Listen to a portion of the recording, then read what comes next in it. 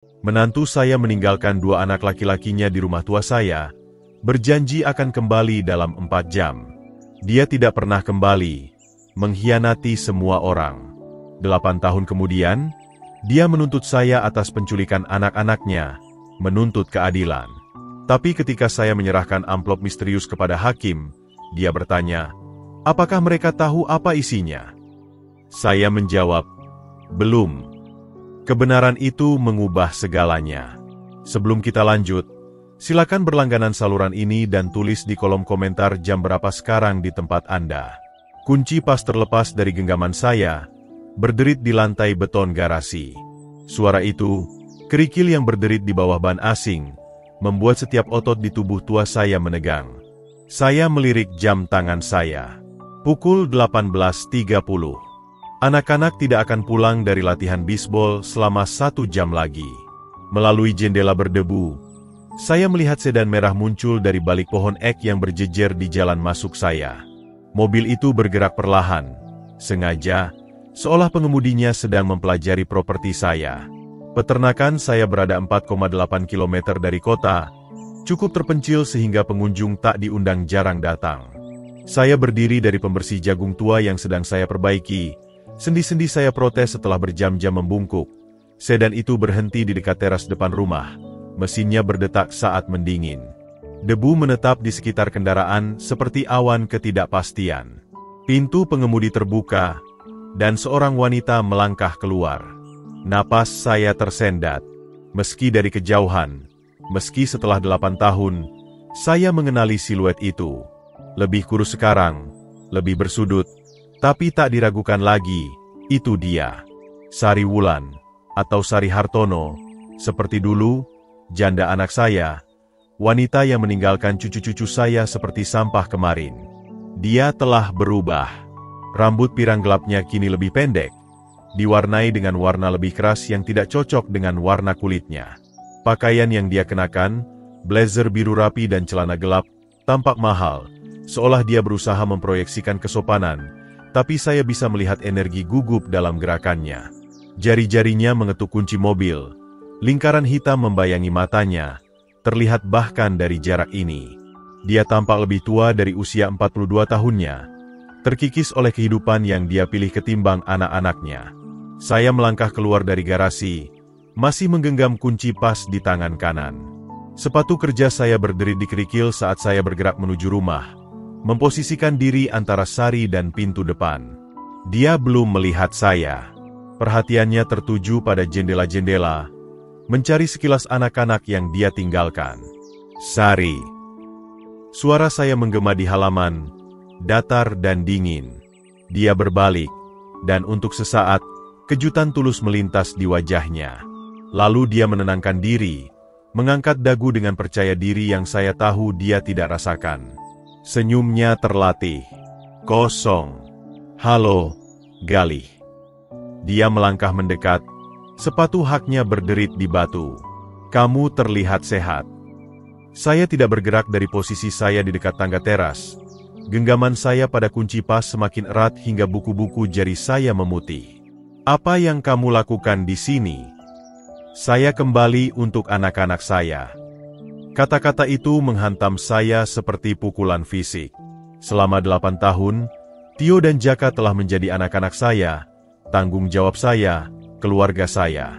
Saya mengajari mereka melempar bola lengkung, membantu mengerjakan PR, memeluk mereka saat mimpi buruk membangunkan mereka menangis mencari orang tua yang tidak bisa menghibur mereka lagi. Anak-anakmu. Suara saya meninggi meski saya berusaha tetap tenang. Kamu kehilangan hak untuk memanggil mereka begitu saat kamu pergi. Komposisi terlatih Sari retak sedikit. Saya sakit, Galih. Saya butuh waktu untuk sembuh. 8 tahun. Saya melangkah maju. Tinggi badan saya yang 188 cm dan tubuh petani yang kokoh membayangi dia. 8 tahun untuk sembuh dari apa? Dari menjadi ibu mereka. Dia tersentak, tapi tetap bertahan. Kamu tidak mengerti apa yang saya alami setelah Rudi meninggal. Duka itu. Saya sangat mengerti duka itu. Kata-kata saya keluar tajam, Terpotong. Saya mengerti bahwa dua anak kecil membutuhkan ibu mereka, dan dia memilih kabur ketimbang berjuang untuk mereka. Saya berjuang untuk mereka sekarang. Suara Sari mengeras, menunjukkan keteguhan di balik eksterior gugupnya. Saya ibu mereka, Galih, walisah mereka, dan saya ingin mereka kembali. Ancaman dalam nadanya tak bisa disangkal. Ini bukan permintaan. Ini pernyataan perang. Keluar dari tanah saya. Saya mengangkat kunci pas sedikit, bukan sebagai ancaman, tapi untuk penekanan. Anak-anak itu punya rumah di sini. Mereka punya stabilitas. Mereka tidak butuh kamu mengacau kehidupan mereka lagi. Senyum Sari kembali, kini lebih dingin. Kita lihat saja nanti. Dia berbalik dan berjalan kembali ke mobilnya dengan langkah terukur. Ini belum selesai, Galih. Jauh dari selesai. Sedan merah itu mundur dari jalan masuk saya, menghilang di balik pohon eks secepat dia muncul. Saya berdiri sendirian di halaman depan, kunci pas bergetar di tangan saya, menyaksikan debu menetap di tempat mobilnya tadi. Ketenangan pedesaan kembali. Burung-burung bernyanyi di kejauhan, angin berdesir di ladang jagung. Tapi kedamaian yang saya kenal selama 8 tahun telah hancur. Sari kembali, dan dia menginginkan anak-anak saya. Saya berjalan menuju pintu dapur, kaki saya goyah. Ini belum selesai. Jauh dari selesai. Di dalam dapur, memori otot mengambil alih sementara pikiran saya berputar. Saya mengisi teko kopi dengan air, mengukur bubuk kopi ke filter, menekan tombol seduh. Semua gerakan otomatis dilakukan oleh tangan yang masih gemetar dari konfrontasi di luar. Ritual yang familiar tidak bisa menenangkan badai di dada saya. 8 tahun. 8 tahun sejak dia menghilang seperti asap, meninggalkan saya untuk mengumpulkan pecahan dua hati kecil yang hancur. Uap naik dari cangkir saya saat saya duduk di meja kayu ek tua tempat keluarga kami telah berbagi ribuan makanan.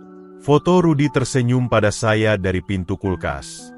Anak saya dalam seragam militernya, bangga dan kuat, tak pernah tahu apa yang akan terjadi setelahnya, apa yang akan dicuri kanker dari kami semua.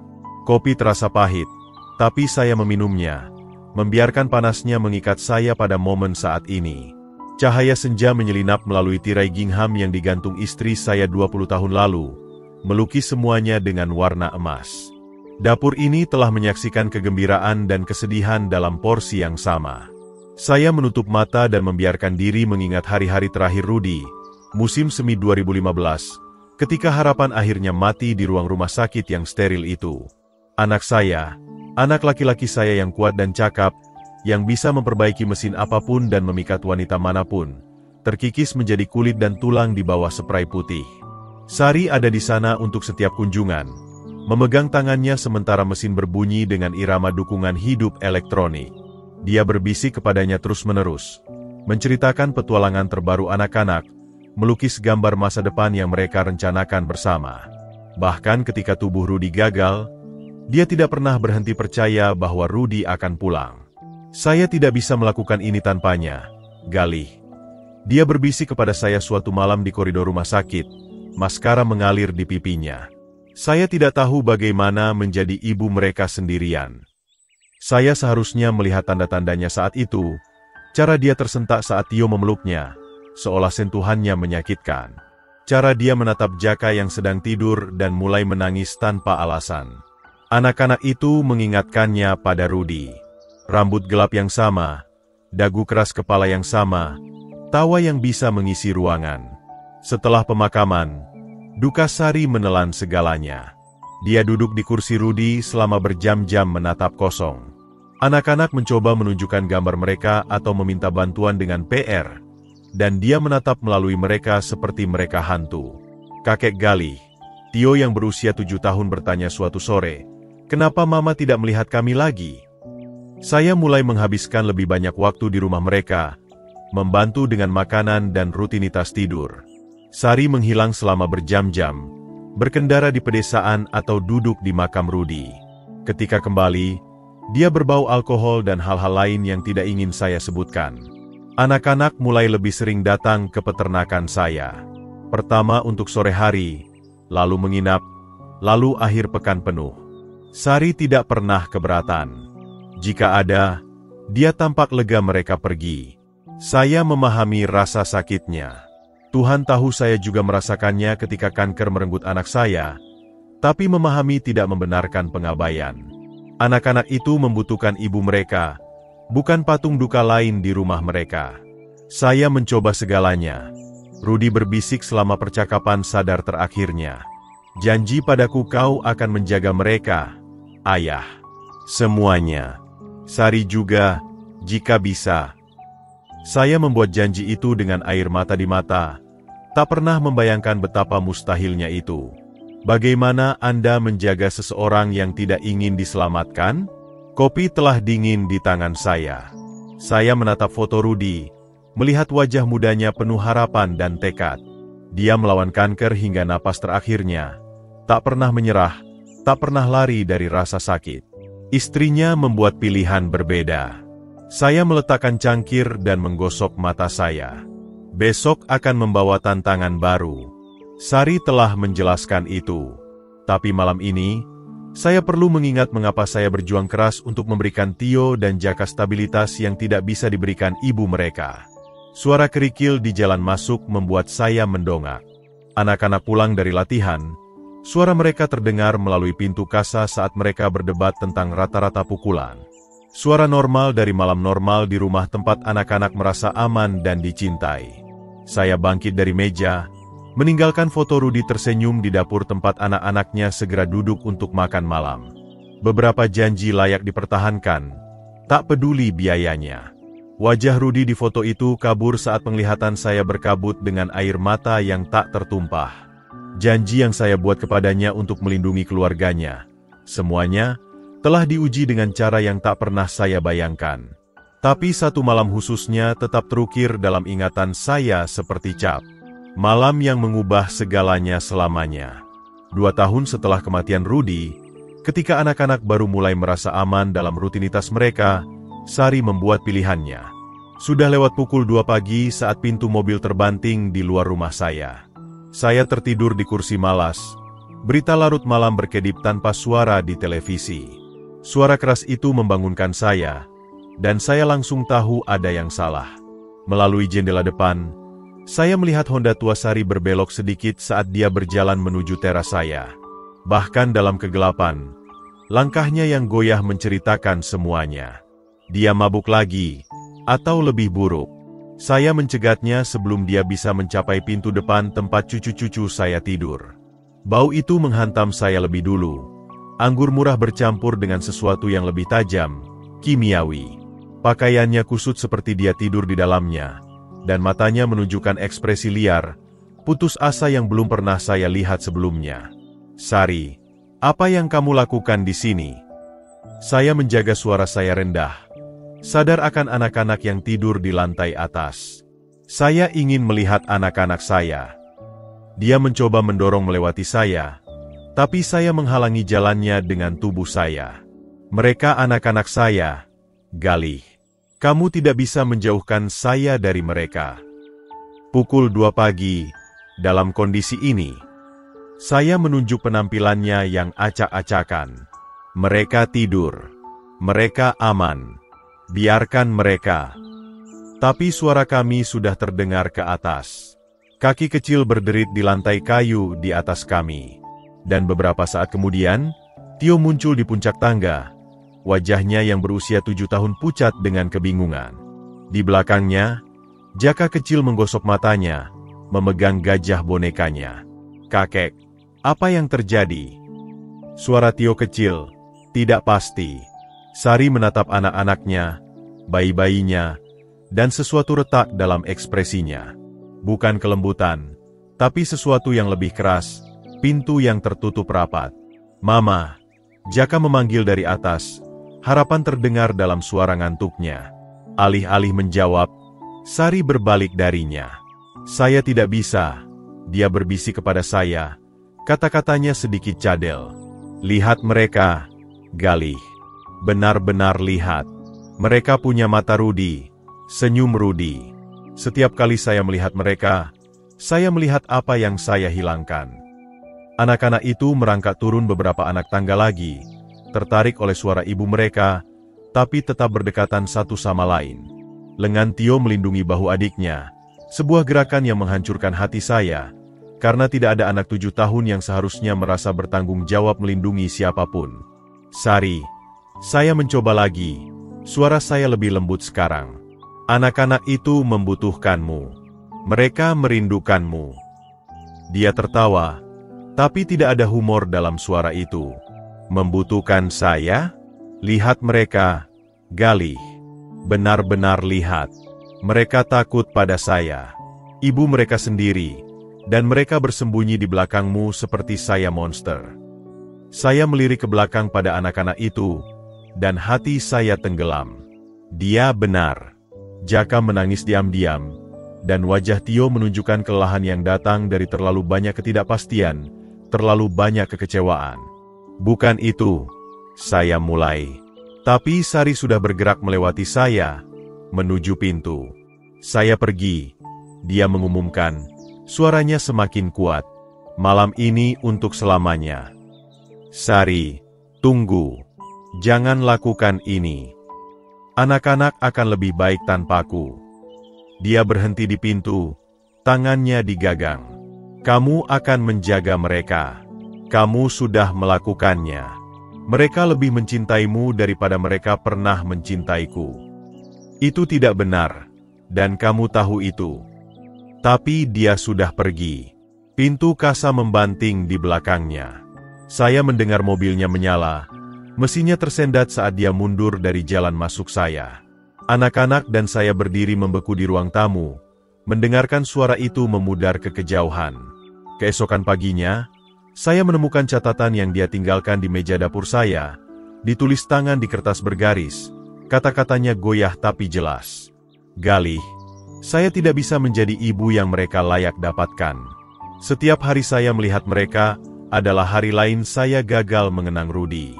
Ambil mereka, besarkan mereka, cintai mereka seperti saya tidak bisa lagi. Mereka milikmu sekarang, Sari. Saya melipat catatan itu dengan hati-hati dan menyimpannya di laci meja saya. Naluri tertentu memberitahu saya bahwa saya mungkin membutuhkannya suatu hari nanti. Siapa sangka itu akan berguna 8 tahun kemudian? Duduk di dapur saya sekarang, rasa kopi dingin tajam di lidah saya.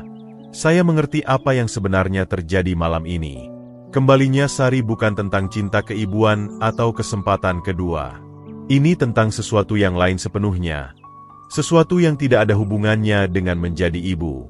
Saya berdiri dari meja, sendi-sendi saya protes, dan membawa cangkir ke wastafel. Foto Rudy mengawasi saya dari pintu kulkas. Wajah mudanya kini serius dalam cahaya senja. Besok akan membawa apa yang telah direncanakan Sari. Tapi saya siap. Saya punya kebenaran di pihak saya dan 8 tahun bukti bahwa anak-anak itu milik di sini bersama saya, di mana mereka dicintai dan aman.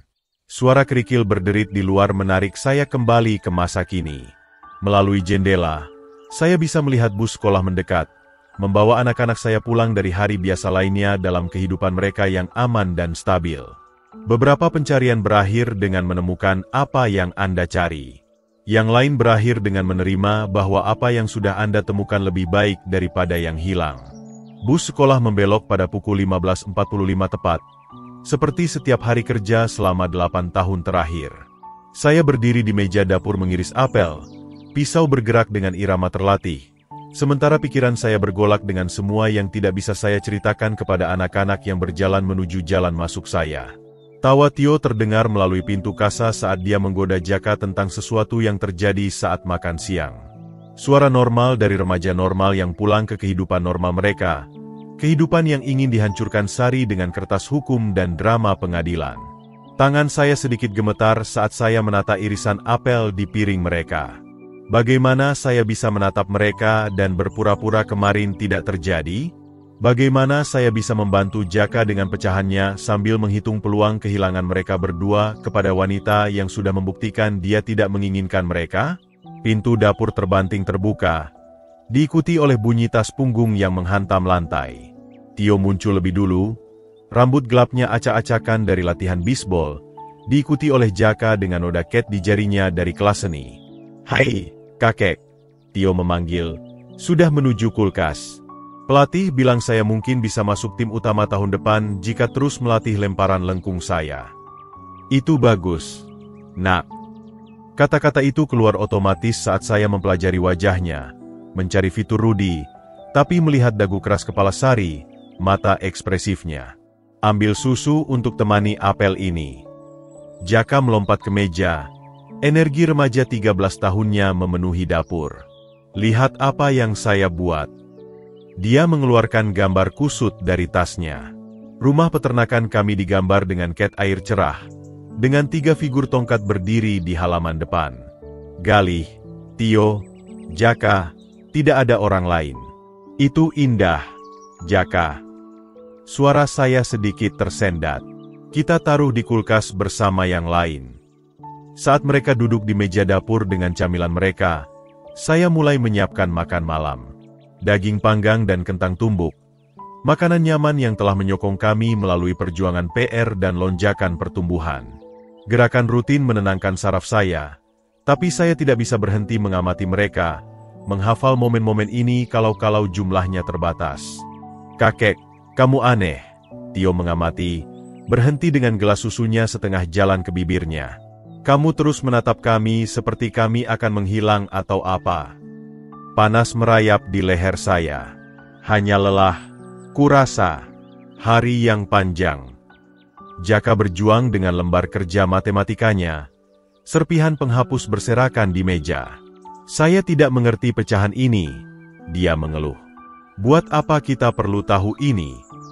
Saya menarik kursi di sampingnya, bersyukur atas pengalihan. Semuanya membangun satu sama lain. Saya jelaskan, menunjukkan cara menemukan penyebut umum. Seperti bertani, kamu tidak bisa menanam jagung tanpa menyiapkan tanah dulu. "Kamu selalu bilang begitu," Jaka tersenyum. Tapi dia membungkuk pada PR-nya dengan fokus baru. Tio menyelesaikan aljabarnya dengan cepat dan mulai membahas uji coba bisbol yang akan datang. Kata-katanya mengalir di atas saya sementara saya melawan dorongan untuk mengatakan betapa bangganya saya, betapa saya mencintai mereka berdua, betapa saya akan melawan siapapun yang mencoba mengambil mereka. Selama makan malam, kami jatuh ke ritme yang familiar. Tio berbicara tentang temannya yang orang tuanya bercerai, dan saya harus menggenggam garpu lebih erat untuk tidak tersentak. Jaka menunjukkan proyek seninya lagi, menjelaskan setiap detail gambarnya dengan intensitas yang hanya dimiliki anak 13 tahun. "Kami bertiga." Dia menunjuk figur tongkat. "Keluarga kami. Keluarga kami. Bukan milik mereka, bukan milik saya. Milik kami. Kami telah membangun ini bersama melalui perjuangan PR dan batuk tengah malam, melalui pertandingan liga kecil dan kompetisi pameran kabupaten. Sari telah meninggalkan ini, memilih bar selam dan kesepian daripada cerita sebelum tidur dan panekuk minggu pagi. "Kakek, kenapa kamu begitu pendiam malam ini?" Tio bertanya lagi. Radar remajanya menangkap gangguan saya. "Hanya memikirkan beberapa hal yang perlu saya urus." Saya bilang, "Yang cukup benar. Tidak ada yang perlu kalian khawatirkan." Setelah makan malam, mereka naik ke atas untuk menyelesaikan PR dan bersiap tidur. Suara mereka terdengar dari atas melalui rumah peternakan tua. Tio membantu Jaka dengan sesuatu. Keduanya tertawa pada lelucon bersama. Suara saudara yang tumbuh bersama, dilindungi dan dicintai di rumah yang telah menjadi tempat perlindungan mereka. Saya berdiri di wastafel dapur mencuci piring, mengamati bayangan mereka bergerak melewati jendela lantai atas. 8 tahun rutinitas ini, 8 tahun membangun sesuatu yang kokoh dan aman dari reruntuhan yang ditinggalkan Sari. Bagaimana saya bisa memberitahu mereka bahwa ibu mereka ingin menghancurkan semuanya? Beban rahasia itu menekan bahu saya saat saya mengeringkan piring terakhir dan menyimpannya. Besok akan membawa tantangan baru, tapi malam ini saya akan membiarkan mereka tidur nyenyak di tempat tidur mereka, percaya bahwa mereka aman di satu-satunya rumah yang mereka ingat. Beberapa kebenaran terlalu berat untuk dibawa anak-anak, tidak peduli seberapa dewasa mereka tampak.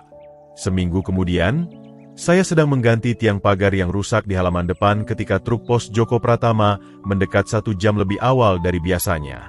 Sesuatu tentang cara dia mengemudi, lebih lambat, lebih sengaja, membuat saya berdiri dari pekerjaan dan menyeka keringat dari dahi saya. Joko telah mengantarkan surat ke peternakan saya selama 15 tahun. Dia tahu rutinitas saya, tahu saya lebih suka surat ditinggalkan di kotak daripada dibawa ke pintu. Tapi hari ini, dia parkir di ujung jalan masuk saya dan berjalan menuju saya, membawa amplop manila yang membutuhkan tanda tangan saya. Pagi, Galih. Wajahnya yang lapuk tampak tidak nyaman. Ada surat bersertifikat untukmu. Kelihatannya resmi. Perut saya terasa jatuh saat saya menandatangani tanda terima dengan tangan yang sebelumnya stabil. Amplop itu bertuliskan kop surat firma hukum di Jakarta. Garuda Wijaya dan rekan. Tidak ada yang baik datang dalam paket yang membutuhkan tanda tangan. Terima kasih, Joko. Saya memaksa suara saya tetap santai. Mungkin cuma dokumen asuransi, tapi kami berdua tahu itu bukan dokumen asuransi. Di dalam dapur, saya membuka amplop dengan pisau kecil. Tangan saya semakin stabil saat kemarahan menggantikan ketakutan. Dokumen hukum itu tebal, resmi, penuh dengan bahasa yang dirancang untuk mengintimidasi seseorang yang belum pernah menghadapi pertempuran ruang sidang. Provinsi Jawa Barat, Divisi Pengadilan Keluarga, Sariwulan versus Galih Hartono, mengenai penahanan tidak sah terhadap anak di bawah umur Tio dan Jaka Hartono. Penahanan tidak sah. Seolah mencintai anak-anak itu, membesarkan mereka, memberikan mereka stabilitas dan keamanan adalah tindakan kriminal. Seolah 8 tahun menjadi ayah mereka dalam segala hal kecuali biologi, adalah kejahatan terhadap wanita yang meninggalkan mereka seperti hewan peliharaan yang tidak diinginkan. Saya membaca tuduhan itu 3 kali. Setiap pembacaan memicu kemarahan saya. Sari menuduh saya mencegahnya bertemu anak-anaknya, melakukan intervensi hak asuh, menyangkal hak keibuan. Wanita yang menulis catatan bahwa dia tidak bisa menjadi ibu mereka kini mengklaim saya telah mencuri kesempatan itu darinya. Telepon berdering tepat 10 menit setelah truk Joko menghilang dari jalan masuk saya.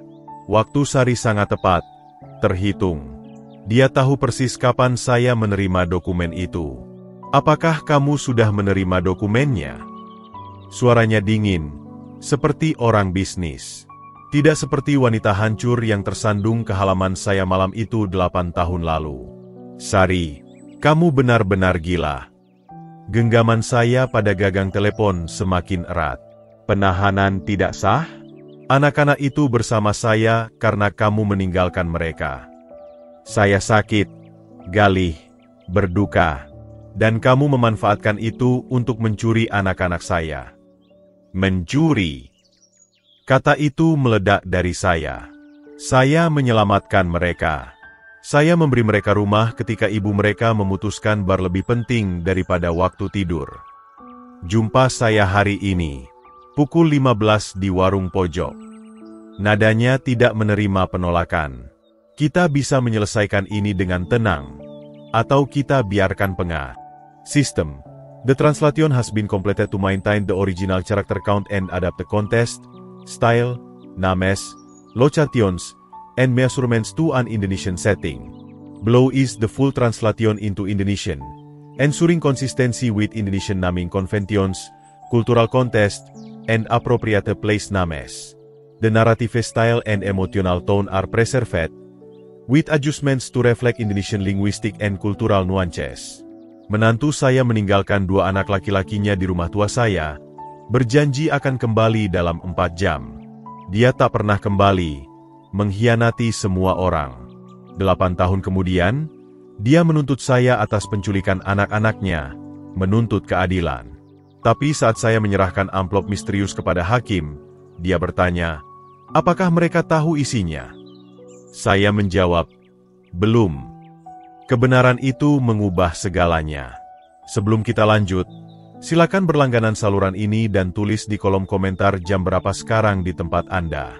Kunci pas terlepas dari genggaman saya, berderit di lantai beton garasi. Suara kerikil berderit di bawah ban asing membuat setiap otot di tubuh tua saya menegang.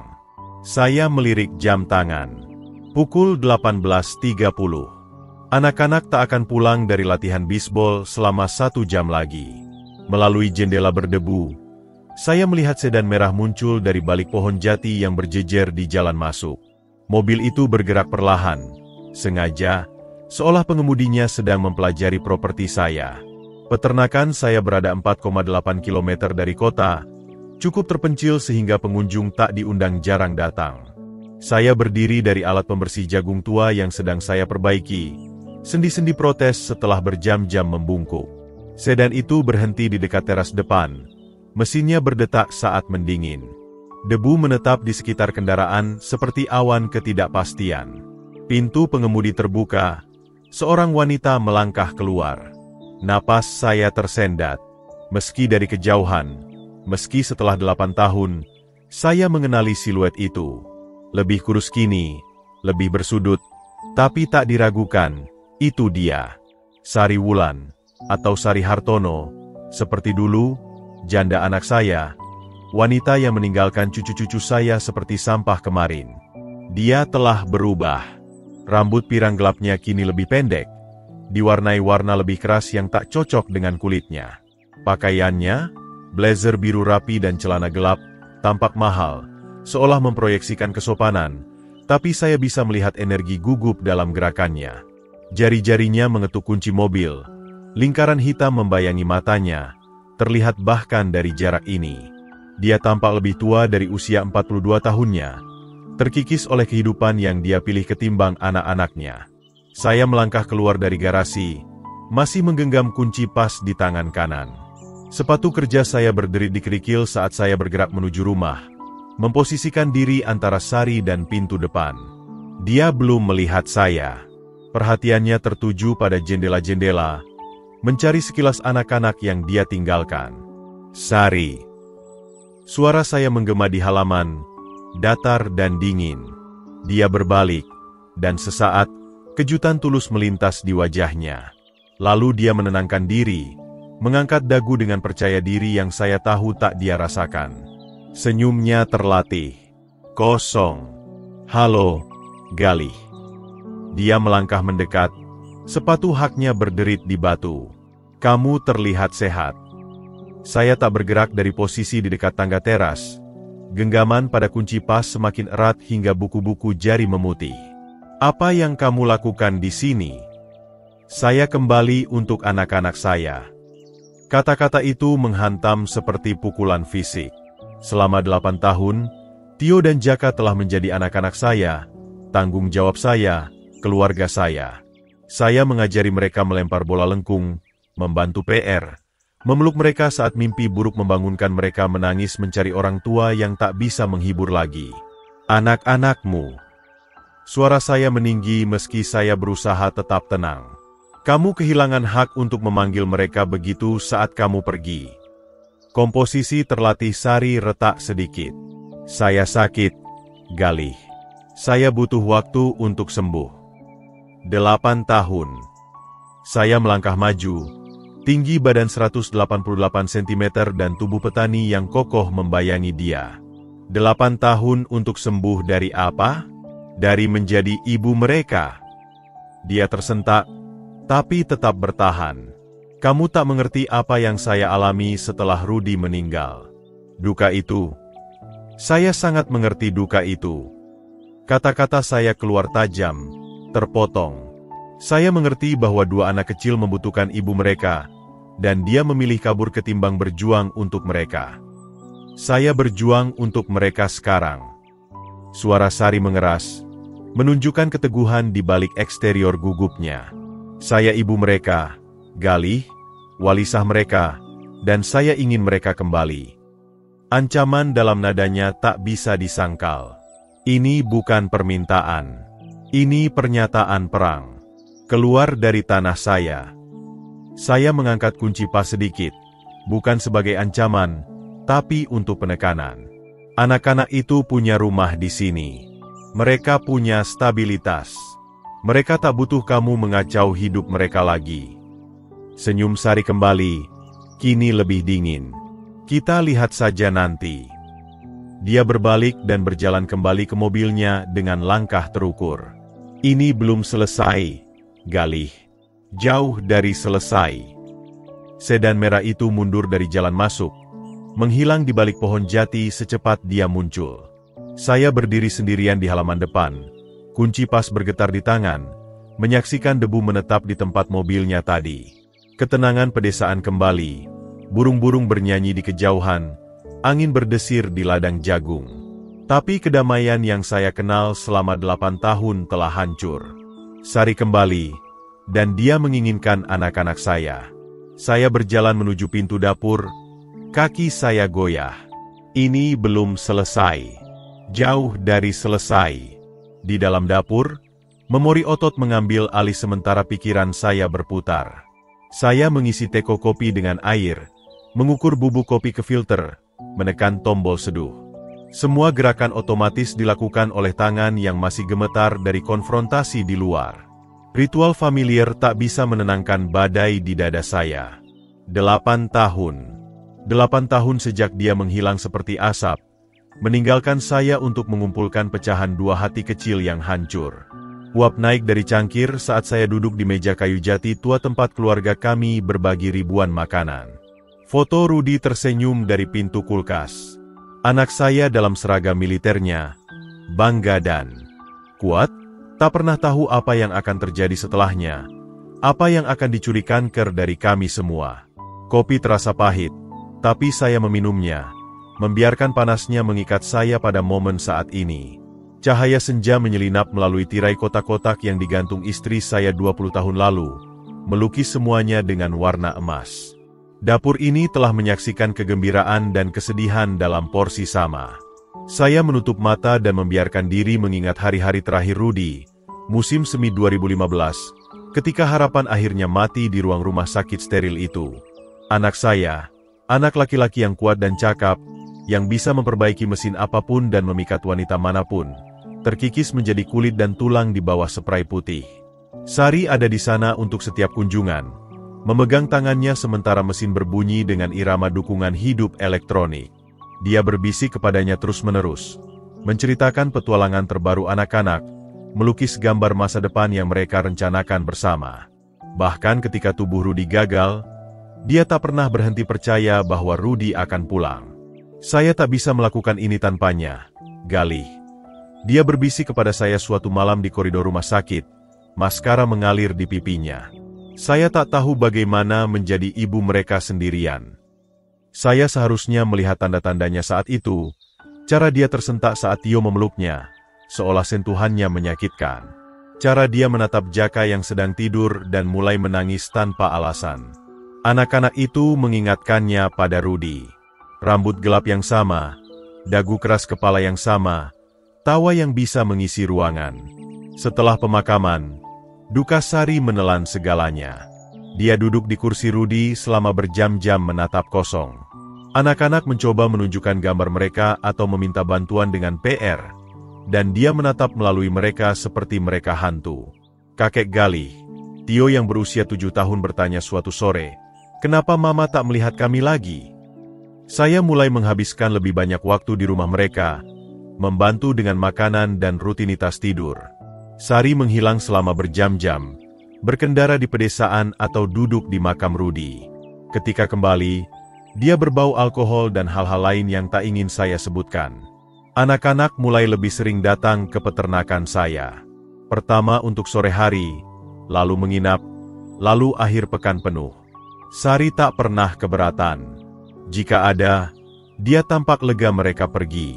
Saya memahami rasa sakitnya. Tuhan tahu saya juga merasakannya ketika kanker merenggut anak saya, tapi memahami tak membenarkan pengabaian. Anak-anak itu membutuhkan ibu mereka, bukan patung duka lain di rumah mereka. Saya mencoba segalanya. Rudy berbisik selama percakapan sadar terakhirnya. Janji padaku kau akan menjaga mereka, Ayah. Semuanya.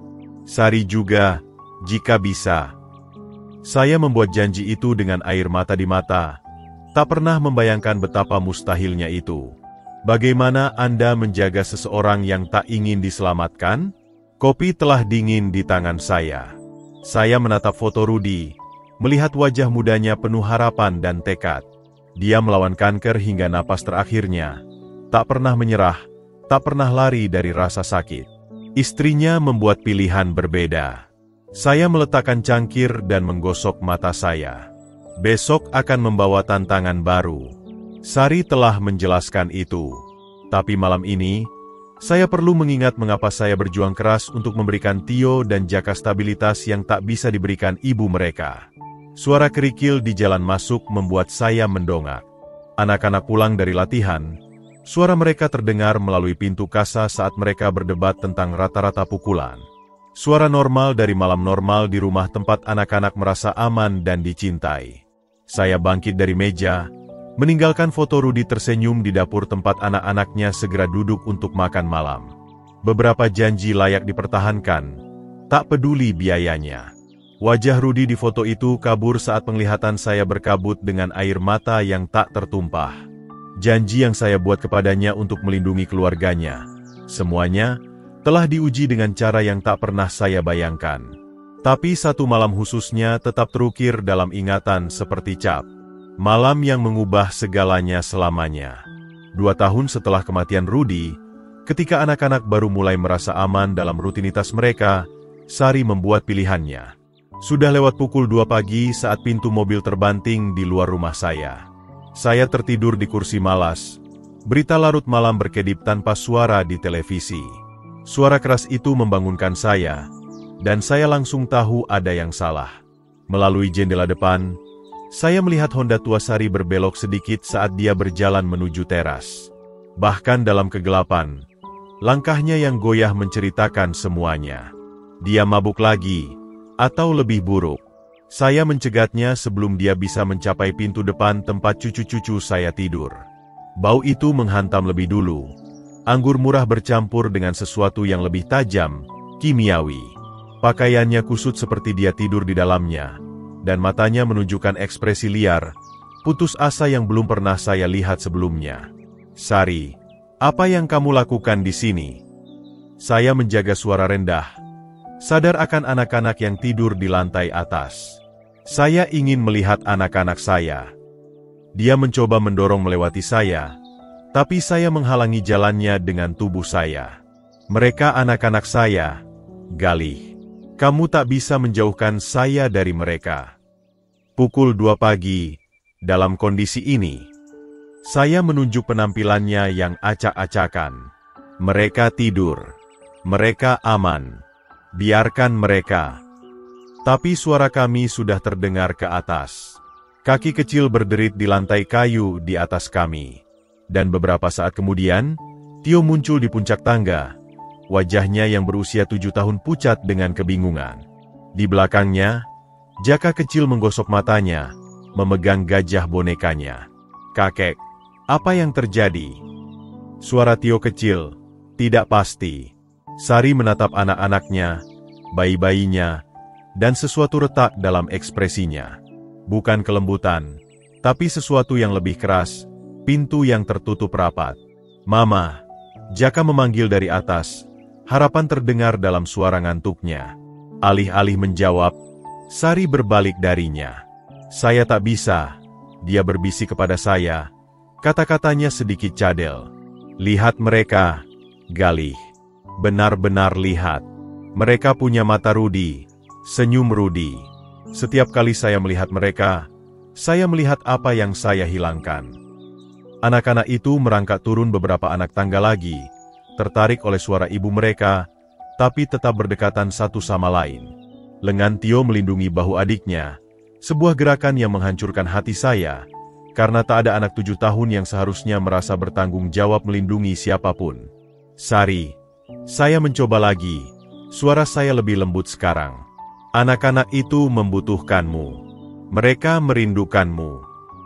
Dia tertawa, tapi tak ada humor dalam suara itu. Membutuhkan saya? Lihat mereka, Galih. Benar-benar lihat. Mereka takut pada saya. Ibu mereka sendiri, dan mereka bersembunyi di belakangmu seperti saya monster. Saya melirik ke belakang pada anak-anak itu, dan hati saya tenggelam. Dia benar. Jaka menangis diam-diam, Dan wajah Tio menunjukkan kelelahan yang datang dari terlalu banyak ketidakpastian, terlalu banyak kekecewaan. Bukan itu, saya mulai. Tapi Sari sudah bergerak melewati saya, menuju pintu. Saya pergi, dia mengumumkan, suaranya semakin kuat. Malam ini untuk selamanya. Sari, tunggu. Jangan lakukan ini. Anak-anak akan lebih baik tanpaku. Dia berhenti di pintu, tangannya digagang. Kamu akan menjaga mereka. Kamu sudah melakukannya. Mereka lebih mencintaimu daripada mereka pernah mencintaiku. Itu tak benar, dan kamu tahu itu. Tapi dia sudah pergi. Pintu kasa membanting di belakangnya. Saya mendengar mobilnya menyala. Mesinnya tersendat saat dia mundur dari jalan masuk. Anak-anak dan saya berdiri membeku di ruang tamu, mendengarkan suara itu memudar ke kejauhan. Keesokan paginya, saya menemukan catatan yang dia tinggalkan di meja dapur, ditulis tangan di kertas bergaris, kata-katanya goyah tapi jelas. Galih, saya tak bisa menjadi ibu yang mereka layak dapatkan. Setiap hari saya melihat mereka, adalah hari lain saya gagal mengenang Rudi. Ambil mereka, besarkan mereka, cintai mereka seperti saya tak bisa lagi. Mereka milikmu sekarang, Sari. Saya melipat catatan itu dengan hati-hati dan menyimpannya di laci meja. Naluri tertentu memberitahu saya bahwa saya mungkin membutuhkannya suatu hari. Siapa sangka itu akan berguna 8 tahun kemudian? Duduk di dapur sekarang, rasa kopi dingin tajam di lidah saya. Saya mengerti apa yang sebenarnya terjadi malam ini. Kembalinya Sari bukan tentang cinta keibuan atau kesempatan kedua. Ini tentang sesuatu yang lain sepenuhnya. Sesuatu yang tak ada hubungannya dengan menjadi ibu. Saya berdiri dari meja, sendi-sendi saya protes, dan membawa cangkir ke wastafel. Foto Rudi mengawasi dari pintu kulkas. Wajah mudanya kini serius dalam cahaya senja. Besok akan membawa apa yang telah direncanakan Sari. Tapi saya siap. Saya punya kebenaran di pihak saya dan 8 tahun bukti bahwa anak-anak itu milik di sini bersama saya, di mana mereka dicintai dan aman. Suara kerikil berderit di luar menarik saya kembali ke masa kini. Melalui jendela, saya bisa melihat bus sekolah mendekat, membawa anak-anak saya pulang dari hari biasa lainnya dalam kehidupan mereka yang aman dan stabil. Beberapa pencarian berakhir dengan menemukan apa yang Anda cari. Yang lain berakhir dengan menerima bahwa apa yang sudah Anda temukan lebih baik daripada yang hilang. Bus sekolah membelok pada pukul 15.45 tepat. Seperti setiap hari kerja selama 8 tahun terakhir. Saya berdiri di meja dapur mengiris apel. Pisau bergerak dengan irama terlatih. Sementara pikiran saya bergolak dengan semua yang tak bisa saya ceritakan kepada anak-anak yang berjalan menuju jalan masuk. Tawa Tio terdengar melalui pintu kasa saat dia menggoda Jaka tentang sesuatu yang terjadi saat makan siang. Suara normal dari remaja normal yang pulang ke kehidupan normal mereka. Kehidupan yang ingin dihancurkan Sari dengan kertas hukum dan drama pengadilan. Tangan saya sedikit gemetar saat saya menata irisan apel di piring mereka. Bagaimana saya bisa menatap mereka dan berpura-pura kemarin tak terjadi? Bagaimana saya bisa membantu Jaka dengan pecahannya sambil menghitung peluang kehilangan mereka berdua kepada wanita yang sudah membuktikan dia tak menginginkan mereka? Pintu dapur terbanting terbuka, diikuti oleh bunyi tas punggung yang menghantam lantai. Tio muncul lebih dulu, rambut gelapnya acak-acakan dari latihan bisbol, diikuti oleh Jaka dengan noda cat di jarinya dari kelas seni. "Hai, kakek," Tio memanggil, "sudah menuju kulkas." Pelatih bilang saya mungkin bisa masuk tim utama tahun depan jika terus melatih lemparan lengkung saya. Itu bagus, nak. Kata-kata itu keluar otomatis saat saya mempelajari wajahnya, mencari fitur Rudi, tapi melihat dagu keras kepala Sari, mata ekspresifnya. Ambil susu untuk temani apel ini. Jaka melompat ke meja. Energi remaja 13 tahunnya memenuhi dapur. Lihat apa yang saya buat. Dia mengeluarkan gambar kusut dari tasnya. Rumah peternakan kami digambar dengan cat air cerah, dengan 3 figur tongkat berdiri di halaman depan. Galih, Tio, Jaka, tak ada orang lain. Itu indah, Jaka. Suara saya sedikit tersendat. Kita taruh di kulkas bersama yang lain. Saat mereka duduk di meja dapur dengan camilan mereka, saya mulai menyiapkan makan malam. Daging panggang dan kentang tumbuk. Makanan nyaman yang telah menyokong kami melalui perjuangan PR dan lonjakan pertumbuhan. Gerakan rutin menenangkan saraf saya, tapi saya tak bisa berhenti mengamati mereka, menghafal momen-momen ini kalau-kalau jumlahnya terbatas. "Kakek, kamu aneh," Tio mengamati, berhenti dengan gelas susunya setengah jalan ke bibirnya. "Kamu terus menatap kami seperti kami akan menghilang atau apa?" Panas merayap di leher saya. Hanya lelah, kurasa. Hari yang panjang. Jaka berjuang dengan lembar kerja matematikanya. Serpihan penghapus berserakan di meja. "Saya tak mengerti pecahan ini," dia mengeluh. "Buat apa kita perlu tahu ini?" Saya menarik kursi di sampingnya, bersyukur atas pengalihan. Semuanya membangun satu sama lain. Saya jelaskan, menunjukkan cara menemukan penyebut umum.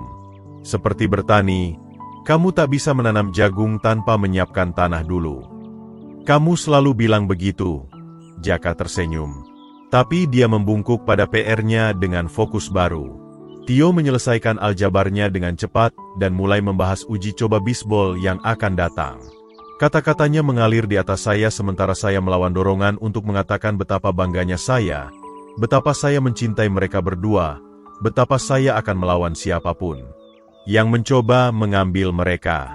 Selama makan malam, kami jatuh ke ritme yang familiar. Tio berbicara tentang temannya yang orang tuanya bercerai, dan saya harus menggenggam garpu lebih erat untuk tak tersentak. Jaka menunjukkan proyek seninya lagi, menjelaskan setiap detail gambarnya dengan intensitas yang hanya dimiliki anak 13 tahun. "Kami bertiga," dia menunjuk figur tongkat. "Keluarga kami. Keluarga kami. Bukan milik mereka, bukan milik saya. Milik kami. Kami telah membangun ini bersama melalui perjuangan PR dan batuk tengah malam, melalui pertandingan liga kecil dan kompetisi pameran kabupaten. Sari telah meninggalkan ini, memilih bar selam dan kesepian daripada cerita sebelum tidur dan panekuk minggu pagi. Kakek, kenapa kamu begitu pendiam malam ini? Tio bertanya lagi. Radar remajanya menangkap gangguan saya. Hanya memikirkan beberapa hal yang perlu saya urus. Saya bilang, yang cukup benar. Tak ada yang perlu kalian khawatirkan. Setelah makan malam, mereka naik ke atas untuk menyelesaikan PR dan bersiap tidur. Suara mereka terdengar dari atas melalui rumah peternakan tua. Tio membantu Jaka dengan sesuatu. Keduanya tertawa pada lelucon bersama. Suara saudara yang tumbuh bersama, dilindungi dan dicintai di rumah yang telah menjadi tempat perlindungan mereka. Saya berdiri di wastafel dapur mencuci piring, mengamati bayangan mereka bergerak melewati jendela lantai atas. 8 tahun rutinitas ini, 8 tahun membangun sesuatu yang kokoh dan aman dari reruntuhan yang ditinggalkan Sari. Bagaimana saya bisa memberitahu mereka bahwa ibu mereka ingin menghancurkan semuanya? Beban rahasia itu menekan bahu saya saat saya mengeringkan piring terakhir dan menyimpannya. Besok akan membawa tantangan baru, tapi malam ini saya akan membiarkan mereka tidur nyenyak di tempat tidur mereka, percaya bahwa mereka aman di satu-satunya rumah yang mereka ingat. Beberapa kebenaran terlalu berat untuk dibawa anak-anak. Tak peduli seberapa dewasa mereka tampak. Seminggu kemudian, saya sedang mengganti tiang pagar yang rusak di halaman depan ketika truk pos Joko Pratama mendekat 1 jam lebih awal dari biasanya. Sesuatu tentang cara dia mengemudi, lebih lambat, lebih sengaja, membuat saya berdiri dari pekerjaan dan menyeka keringat dari dahi. Joko telah mengantarkan surat ke peternakan saya selama 15 tahun. Dia tahu rutinitas saya, tahu saya lebih suka surat ditinggalkan di kotak daripada dibawa ke pintu. Tapi hari ini, dia parkir di ujung jalan masuk dan berjalan menuju saya, membawa amplop manila yang membutuhkan tanda tangan saya. Pagi, Galih. Wajahnya yang lapuk tampak tak nyaman. Ada surat bersertifikat untukmu. Kelihatannya resmi. Perut saya terasa jatuh saat saya menandatangani tanda terima dengan tangan yang sebelumnya stabil. Amplop itu bertuliskan kop surat firma hukum di Jakarta. Garuda Wijaya dan rekan. Tak ada yang baik datang dalam paket yang membutuhkan tanda tangan. Terima kasih. Joko. Saya memaksa suara tetap santai. Mungkin cuma dokumen asuransi, tapi kami berdua tahu itu bukan dokumen asuransi. Di dalam dapur, saya membuka amplop dengan pisau kecil. Tangan saya semakin stabil saat kemarahan menggantikan ketakutan. Dokumen hukum itu tebal, resmi, penuh dengan bahasa yang dirancang untuk mengintimidasi seseorang yang belum pernah menghadapi pertempuran ruang sidang. Provinsi Jawa Barat, Divisi Pengadilan Keluarga, Sariwulan versus Galih Hartono, mengenai penahanan tidak sah terhadap anak di bawah umur Tio dan Jaka Hartono. Penahanan tidak sah. Seolah mencintai anak-anak itu, membesarkan mereka, memberikan mereka stabilitas dan keamanan adalah tindakan kriminal. Seolah 8 tahun menjadi ayah mereka dalam segala hal kecuali biologi, adalah kejahatan terhadap wanita yang meninggalkan mereka seperti hewan peliharaan yang tak diinginkan. Saya membaca tuduhan itu 3 kali. Setiap pembacaan memicu kemarahan saya. Sari menuduh saya mencegahnya bertemu anak-anaknya, melakukan intervensi hak asuh, menyangkal hak keibuan. Wanita yang menulis catatan bahwa dia tak bisa menjadi ibu mereka kini mengklaim saya telah mencuri kesempatan itu darinya. Telepon berdering tepat 10 menit setelah truk Joko menghilang dari jalan masuk. Waktu Sari sangat tepat, terhitung. Dia tahu persis kapan saya menerima dokumen itu. Apakah kamu sudah menerima dokumennya? Suaranya dingin, seperti orang bisnis.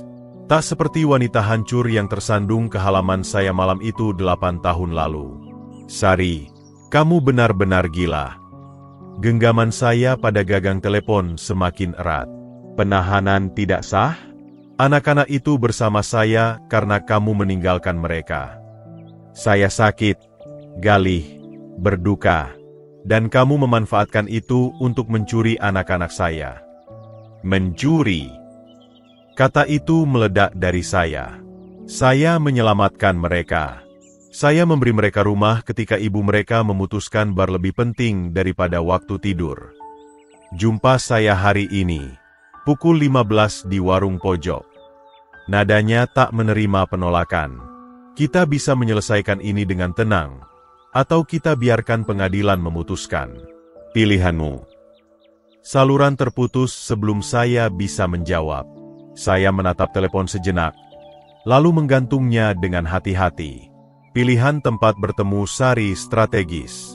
Warung itu publik, netral, penuh dengan saksi potensial.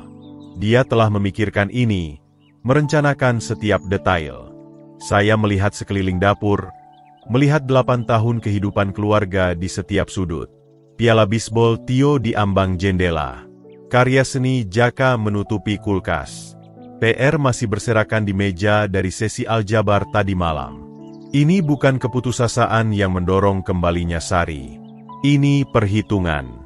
Seseorang telah menasihatinya, melatihnya, memberi bahasa dan strategi untuk meluncurkan serangan hukum ini. Dia bukan wanita hancur yang meninggalkan catatan itu pada 2017. Ini seseorang yang punya waktu untuk mempersiapkan, mengumpulkan sumber daya, merencanakan serangan. Saya memeriksa jam. Pukul 11.15.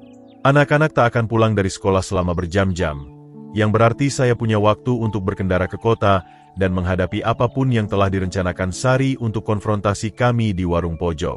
Berganti pakaian bersih. Saya melihat diri saya di cermin kamar. 68 tahun. Lapuk oleh kerja peternakan dan kekhawatiran, tapi masih cukup kuat untuk berjuang demi yang penting. Sari mungkin punya pengacara dan kertas hukum, tapi saya punya sesuatu yang lebih kuat, kebenaran. Dan saya punya catatan yang dia tulis 8 tahun lalu, yang secara sukarela menyerahkan anak-anaknya karena dia tak bisa menangani menjadi ibu mereka. Dia tak tahu saya menyimpannya. Tak tahu bukti macam apa yang dia tinggalkan dalam momen keputusasaan jujurnya. Biarkan dia bawa pengacara dan air mata terhitungnya. Saya telah membesarkan anak-anaknya sementara dia bermain-main menjadi bebas. Kini dia akan belajar apa konsekuensi meninggalkan keluarga. Dokumen hukum itu tergeletak di meja dapur seperti pernyataan perang. Baiklah, jika Sari ingin perang, dia akan mendapatkannya. Tapi dia akan menemukan bahwa seorang pria yang berjuang untuk anak-anaknya, meski tak sah secara hukum, lebih berbahaya dari yang dia hitung. Saya mengambil kunci dan menuju pintu. Saatnya mencari tahu apa yang benar-benar diinginkan Sari, dan apa yang harus saya lakukan untuk menjaga anak-anak saya aman. 20 menit kemudian, saya masuk ke tempat parkir kerikil warung pojok. Mesin truk saya berdetak saat mendingin di panas sore. Melalui jendela besar, saya bisa melihat bilik vinil merah yang familiar dan lantai kotak-kotak yang telah menjadi tuan rumah berbagai pertemuan kota, perayaan ulang tahun, dan percakapan sehari-hari selama puluhan tahun. Saya memilih meja dekat jendela dengan garis pandang jelas ke kedua pintu masuk. Naluri petani lama yang berguna dalam situasi yang membutuhkan kewaspadaan. Budiarti, pelayan warung, mendekati dengan senyum khasnya, tapi saya menangkap kekhawatiran di matanya saat dia menuang kopi tanpa diminta. "Hari berat, Galih?" tanyanya pelan. Tangannya yang lapuk stabil meski ketegangan terpancar dari interaksi kami. "Bisa lebih baik," saya akui, memegang cangkir keramik hangat. "Bisa juga jauh lebih buruk."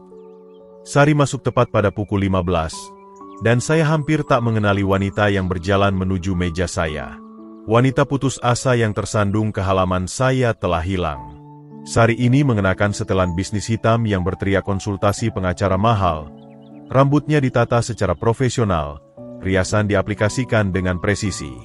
Dia bergerak dengan percaya diri terhitung, menilai pengunjung warung sebelum meluncur ke kursi di depan saya. "Kamu terlihat lelah, Galih," dia mulai. Suaranya membawa manis yang terasa seperti racun. 8 tahun membesarkan anak orang lain pasti melelahkan. Hinaan itu mendarat persis seperti yang dia maksud. Tapi saya telah menghabiskan puluhan tahun menghadapi hewan sulit dan cuaca tak terduga. Kesabaran adalah alat terbaik seorang petani. Mereka bukan anak orang lain, Sari. Mereka anak-anakmu. Anak-anak Rudi, cucu-cucu saya. Secara biologis, ya. Dia mengaduk gula ke kopinya dengan gerakan sengaja. Tapi secara hukum, itu akan segera berubah. Budiarti mengisi ulang cangkir kami, gerakannya tajam dengan ketidaksetujuan. Semua orang di kota tahu sejarah kami, tahu bagaimana Sari menghilang, sementara saya mengambil tanggung jawab untuk membesarkan Tio dan Jaka. Di komunitas sebesar ini, rahasia tak ada, hanya tingkat kesopanan yang berbeda. "Mari kita singkirkan kepura-puraan," lanjut Sari, condong ke depan dengan intensitas predator. "Saya ingin 7,5 miliar rupiah, Galih. Tunai. Transfer ke rekening yang akan saya tentukan, dan saya menghilang lagi, kali ini untuk selamanya." Angka itu menghantam seperti air dingin. 7,5 miliar rupiah. Lebih banyak uang daripada yang dilihat kebanyakan petani seumur hidup, bahkan yang sukses. Dan jika saya menolak, maka saya ambil anak-anak itu. Senyumnya tak goyah. "Saya punya saksi yang siap bersaksi tentang isolasimu, usiamu, ketidakmampuanmu memberikan perawatan yang layak untuk remaja yang sedang tumbuh."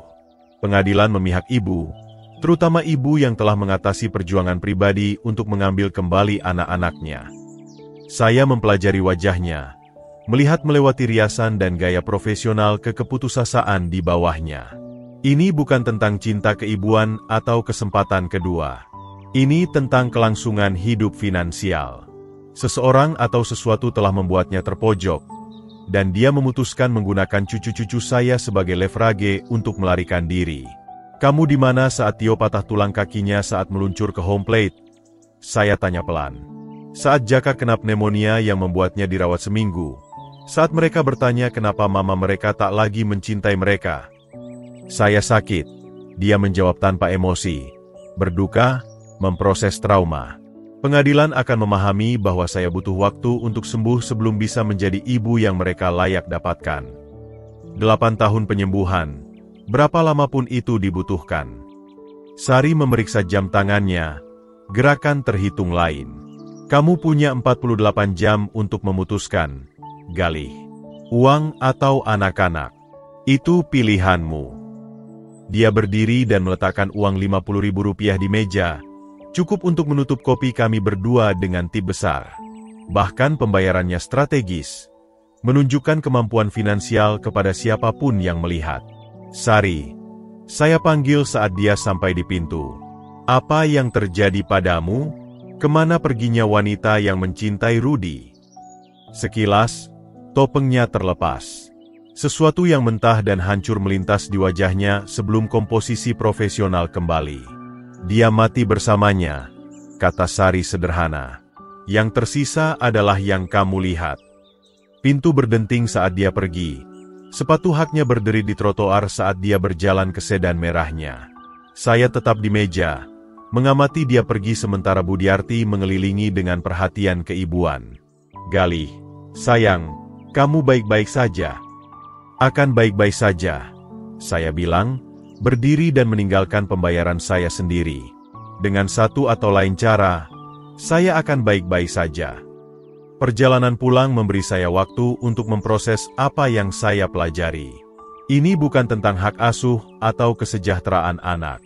Ini pemerasan yang disamarkan dalam bahasa hukum. Sari menghitung bahwa cinta saya pada anak-anak akan mengalahkan akal sehat saya, bahwa saya akan membayar harga apapun untuk menghindari pertempuran pengadilan. Dia salah menghitung di satu area penting. Dia mengira saya pasif selama 8 tahun ini, hanya menerima pengabaiannya tanpa dokumentasi atau persiapan. Tapi petani belajar merencanakan untuk cuaca buruk, panen gagal, dan bencana tak terduga.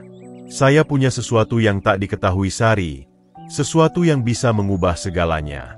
Malam itu, saya menemukan Tio dan Jaka bersantai di sofa ruang tamu, berdebat tentang saluran televisi dengan intensitas santai yang hanya dimiliki saudara. Matahari senja mengalir melalui jendela yang membingkai kehidupan yang kami bangun bersama. Piala bisbol Tio di ambang perapian. Karya seni Jaka menutupi satu dinding. Foto keluarga mendokumentasikan 8 tahun ulang tahun, libur, dan momen biasa yang menjadi berharga tak ternilai. Saya meraih remote dan mematikan televisi. Kedua anak menoleh dengan perhatian kaget yang diberikan anak-anak saat rutinitas tiba-tiba berubah. Kita perlu bicara, saya bilang, duduk di meja kopi menghadap mereka. Kalian berdua, ini penting. Tio segera duduk tegak. Naluri remaja 15 tahunnya mengenali urusan serius orang dewasa. Ekspresi Jaka berubah dari rasa ingin tahu menjadi khawatir saat dia merasakan gravitasi dalam suara saya. Anak-anak, saya perlu memberitahu kalian sesuatu yang seharusnya sudah saya sebutkan sebelumnya. Saya menarik napas dalam, tahu kata-kata ini akan mengubah rasa aman mereka selamanya. Ibu kalian telah kembali. Dia ingin membawa kalian pergi dari sini. Hening yang mengikuti terasa berat seperti udara musim panas sebelum badai. Wajah Tio mengeras dengan pemahaman sementara mata Jaka melebar dengan campuran kebingungan dan kemungkinan. Mama kembali, Jaka berbisik. Dia ingin bertemu kami. Dia ingin lebih dari itu. Saya jelaskan hati-hati. Dia mengajukan dokumen ke pengadilan yang mengklaim saya menahan kalian secara tidak sah. Dia ingin hak asuh. Ingin kalian tinggal bersamanya. Reaksi Tio segera dan sengit. Mana mungkin dia bisa begitu, katanya. Suaranya membawa kemarahan yang jarang saya dengar darinya. Dia meninggalkan kami, kakek. Dia memilih untuk pergi. Saya tahu, nak. Saya tahu persis apa yang terjadi. Saya mengeluarkan ponsel dan menunjukkan foto terbaru yang saya ambil dari Sari di warung tadi. Ini dia sekarang. Kalian ingat dia? Jaka mempelajari gambar itu dengan intensitas seseorang yang mencoba mencocokkan wajah dengan ingatan yang terfragmentasi. Mungkin. Agak-agak. Suaranya penuh ketidakpastian bercampur kerinduan. Dia terlihat berbeda dari yang saya ingat. Kamu baru 5 tahun saat dia pergi. Saya ingatkan dengan lembut.